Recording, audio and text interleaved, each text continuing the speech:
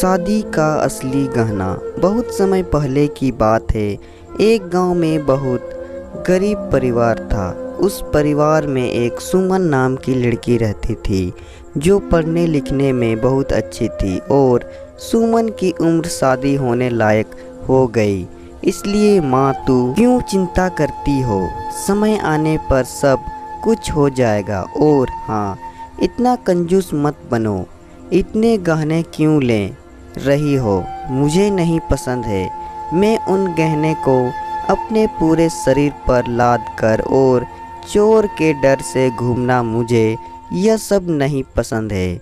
तुम्हारा जमाना गया। अब अपनी आंखें खोलो और अपने सामने दुनिया को देखो। यह कितनी खूबसूरत है। माँ, मस्त रहो और अपना जीवन एंजॉय करो। माँ पूरी दुनिया तुम्हें और पापा को घुमाएगी। सारी खुशियाँ आपके चरणों में लाकर रखूँगी।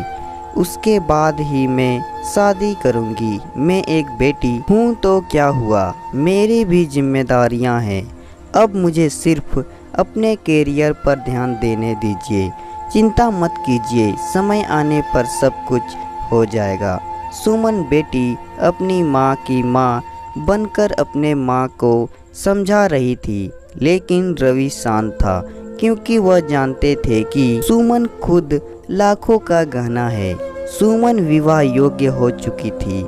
सुमन की माँ कविता उसकी शादी के पीछे पड़ी थी। आखिर वह माँ थी ना। आसपास के रिश्तेदार थे ही जोर देने के लिए, लेकिन सुमन अपने पैरों पर खड़ा होना चाहती थी। इसलिए वह शादी के बारे में नहीं सोच रही थी। इसलिए इस फालतू की चर्चा में उसे कोई दिलचस्पी नहीं थी। कविता सिर्फ एक वाक्य कहती थी, पढ़ाई करना तो तुम शादी के बाद भी सीख सकती हो ना। हमारी चिंता करना कम करो। सुमन अपने फैसले पर अड़ी हुई थी और कविता हमेशा चिंतित रहती थी। आसपास के लड़कियां शादी करके गृहस्थी संभाल रही थी। 8 दिन पहले सुमन की सहेली की शादी हुई। वह धूमधाम से हुई। शादी में उसके शरीर पर 1 किलो सोना पहनाया गया होगा। उसे हर रस्मों में एक गहना उसकी माँ अपने बेटी के शरीर पर चढ़ा रही थी। दिखावा बहुत था शादी में। हमारी तो कोई भी तैयारी नहीं सुमन के शादी के लिए। रवि तो किसी बात की चिंता नहीं करते। उसे याद आया, सुमन जब इस दुनिया में आई तब कविता के ससुर रवि को बोले, रवि लड़की हुई है रे बाबा, अब दहेज की तैयारी में लग जाओ। कविता को बहुत बुरा लगा सुनकर। पिता बनने की बधाई देने तो दूर, दहेज के बात करने लग गए। लेकिन रवि इतने खुश थे कि मेरी संतान के रूप में पहले ही बेटी हुई। अब उसका लाड प्यार करने में मग्न रहता था। वह उत्सुकता से नई नई चीज़ें सुमन के लिए ले आता। मूल रूप से सुमन बहुत बुद्धिमान और तेजतर्रार थी। वह उत्सुकता से नई नई चीज़ें सीखने के लिए इच्छुक थी। सुमन धीरे धीरे अच्छे संस्कारों में बढ़ती जा रही थी। शिक्षा के क्षेत्र में वह हमेशा अव्वल रही। सुमन ने मेरिट को कभी नहीं छोड़ा। शोकेस विभिन्न योग्यता, प्रमाण पत्र और ट्रॉफियों से भरा हुआ था। रवि बोलता था, बस रवि का सपना साकार करना है। इसलिए फिर उसकी शादी के लिए बचत वगैरह वह करता नहीं था। रवि कविता को कहता था कि उसकी शानदार सफलता ही उसका सबसे कीमती गहना है। सब कुछ अच्छा होगा, चिंता मत करो। पर कविता की एक ही रट लगाती, थोड़ी पैसे बचाने चाहिए। लड़की की शादी करनी है तो फिर 4 गहने तो देने पड़ेंगे।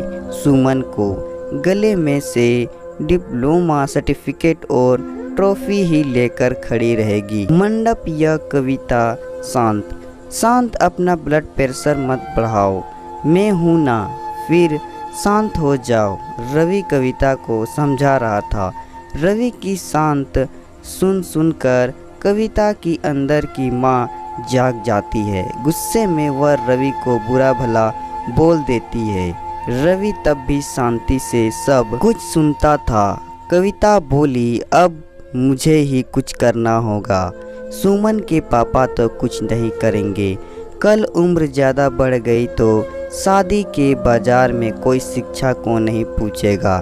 रहा सवाल रहा गहनों का, एक भी छोटा सा बड़ा गहना बनाकर नहीं रखा।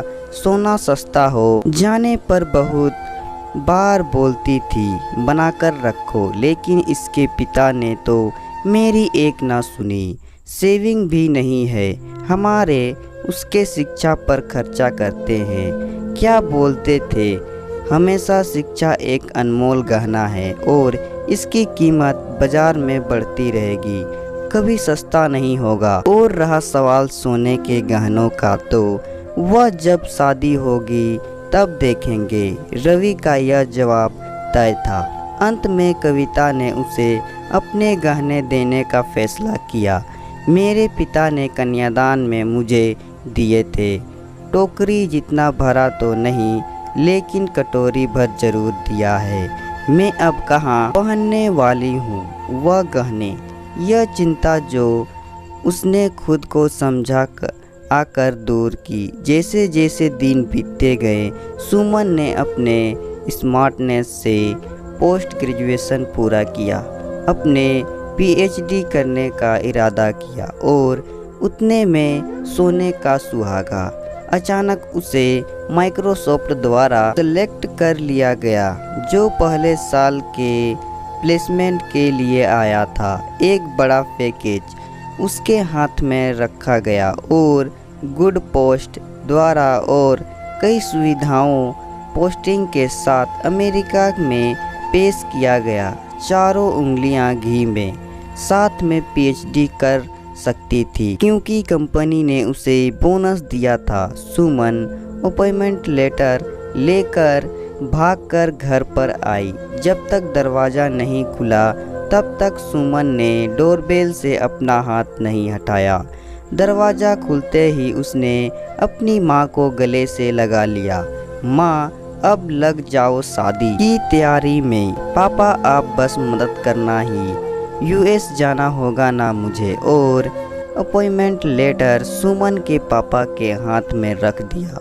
रवि ने वह लेटर जोर से पढ़ा। बाप रे सुमन, सच में यह अनमोल गहना अब शादी के बाजार में चमक उठेगा। ऐसा बोलकर कविता भगवान के सामने शक्कर रखी। कोटि कोटि धन्यवाद आपका भगवान जी। ऐसा बोलकर भगवान को हाथ जोड़कर नमस्कार किया। अब यह बड़ा गहना और अन्य छोटे बड़े सर्टिफिकेट के आभूषण सुमन के व्यक्तित्व पर अवश्य ही अच्छे लगेंगे। कविता, फिर बताओ सोना लेने कब जाना है? रवि ने उसे टोट मारा। इसमें कोई संदेह नहीं है कि उसकी शादी में उसके गुणों के आधार पर अर्जित अमूल्य गहना निश्चित रूप से उसके सौंदर्य बढ़ाएगा रवि जी।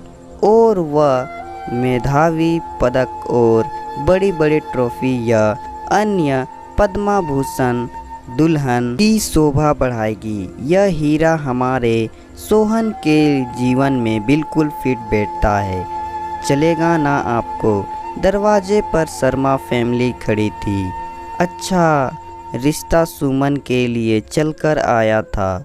उनका सोहन भी एक अनमोल रत्न था, सुंदर, सफल, प्रसिद्ध। अगर एक असली मोती को अपनी असली गुणवत्ता और तेज बनाए रखता है और संदूक में बंद रहकर समुद्र के तल में छुपकर रहना पड़ता है, तभी मोती की कीमत बढ़ती है। आए क्या समझ में रवि जी? शर्मा जी ने रवि की तरफ देखकर सोहन की तरफ देखा। कविता अंदर खुद को चिकोटी काट रही थी और सोच रही थी कि आखिर कौन से गहना का तराजू भरी है।